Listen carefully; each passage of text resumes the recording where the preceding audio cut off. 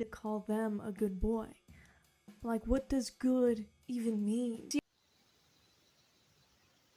Right, Sarah. What is a good boy? What is a good person? Well, I argue that I might be the only good adult alive today that is a good person. Because I argue by the bystander effect, you haven't done anything about a myriad of atrocities as the public. You haven't done anything about the genocide in Gaza, for example. Well, I ask rogue national leaders to resign when they attack other nations or conduct a genocide like this or attack the UN. In contrast, and if they refuse to resign, well, we humiliate them for their poor martial arts in the arena to deduce the morale of their troops, as only cowards fight with lethal weapons and bombs, right? So it's wrong to continue under the leadership of the boomers because they're psychopaths. They like to rule by brute force and intimidation. Iron Mountain philosophy, it's called. The idea that might makes right. Well, the public actually wants the smartest to lead. So, since I've been your new Necratic government the last 11 years, I lead every military in a noocracy republic. Are there any good adults today? Right? You haven't done anything about the entire prison system of the former U.S. government actually being cruelty under the Eighth Amendment. So judges and governors and the president, they all took an oath to uphold the Constitution, but none of them understood it, right? You might want to be a lawyer, but the entire prison system was cruelty under the Eighth Amendment. So your job goes poof if you actually stand for the Constitution, right? So people built their career around violating it for their torture fetish. But I argue America was actually supposed to be the land of the free, not the most incarcerated. So, what's that say about society? Well, there are psychopaths who like to virtue signal that they're good people, but no, they just have a torture fetish. They like to cage others for one reason or another. In UK, people are getting caged for what they say on the internet, right? So there is no freedom of speech over there, right? So that's the problem.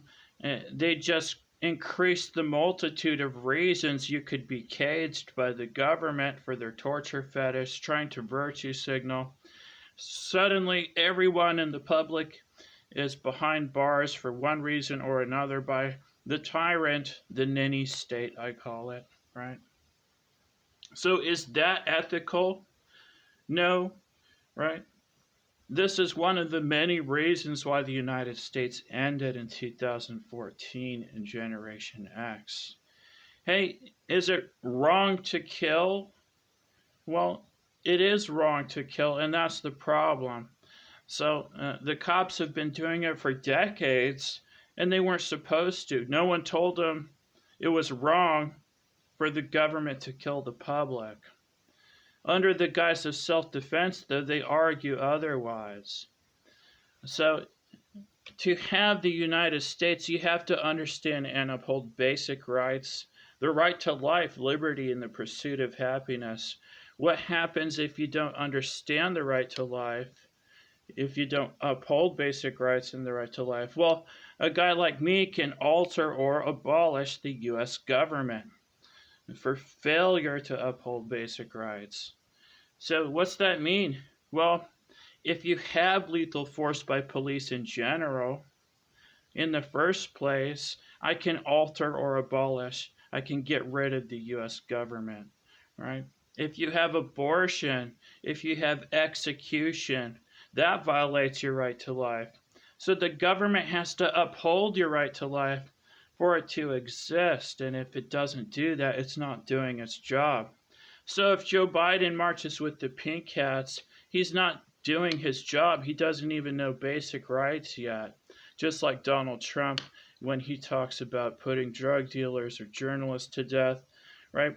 If you attack other nations and you end somebody's life, you're not leading by example. That's going against America's reputation of upholding the right to life, right? So that's going to tarnish America's reputation if they attack Venezuela, even if they kill one person trying to take Maduro.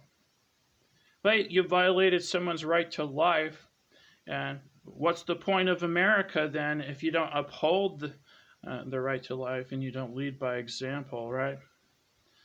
So, not even one person should die. America should never have attacked any nation all through its history. And no one ever told you this before, hey, right? No one listened to Ron Paul about how America was supposed to have a non interventionist foreign policy. You can't teach that to Donald Trump, though, right? He's going to justify why it's okay to attack Iran or anybody he wants to attack. If he wants to take Greenland by force, well, hey, that's Iron Mountain philosophy. And even NATO is willing to stand up to it, right? If they use kinetic expansionism, right, taking nations by force. Well, that's what Hitler did in Nazi Germany. So you don't want to take other nations by force. You don't want to attack other nations, right? If you do in Generation X, we arrest your leader and they have to fight me in the arena so we can expose them for their poor martial arts, right? So what business do you have having all these troops, having all these weapons, if you're not even a martial artist, right? Look at the boomers. Not only do you have fractured leadership, none of these leaders are martial artists. So what are they doing? Commanding the youth to fight other nations, right? Nobody wants to do that in the younger generations. That's why the boomers omit and suffocate the message of anybody younger than them. They live in their own zoochosis bubble where they still have power, where they like to pretend like they can still lob a nuclear bomb, right? A boomer wants to feel important, lob a couple nukes before the end of their life to feel important, right? So that's the problem when you give senile boomers leadership and they shouldn't have it. Right? If you have 198 different leaders, that shows you have poor leadership of the planet. Does anyone care about leadership of Earth yet? Well, no. There are psychopaths who would love to have power, though, but the people aren't willing to give them that power, are they? Right? They know, hey, this person's a psychopath. We shouldn't give them power. Right? So that's why the rebellion effect has happened essentially in every nation. The public's never really been happy with any of the leaders that they've ever had.